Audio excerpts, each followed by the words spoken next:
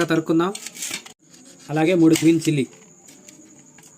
ముందుగా మనం ఉడికించుకున్న రైస్ని ఒక ప్లేట్లో తీసుకుని ఆరబెట్టుకుందాం, పొడి పొడిగా ఉండేటట్టు.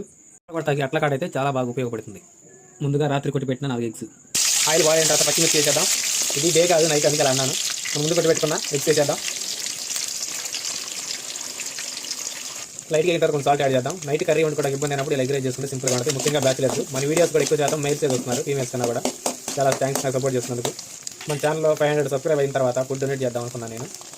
అలాగే కొంచెం లైట్గా ధనియాల పొడి, మనం వైట్ రైస్ యాడ్ చేసేద్దాం. టేస్ట్ సాల్ట్ ఆ సాల్ట్ అడగబాకండి, ఎందుకంటే మనం న్యాచురల్గా చేసుకుంటాం కాబట్టి మనకి సరిపోతుంది. రైస్ చేసిన తర్వాత కొంచెం సాల్ట్ యాడ్ చేసుకోండి.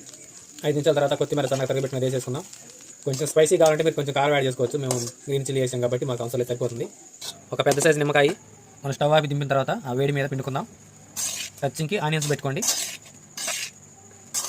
కొంచెం ఆనియన్ పెట్టినాక టచింగ్ చేసి వదలటమే.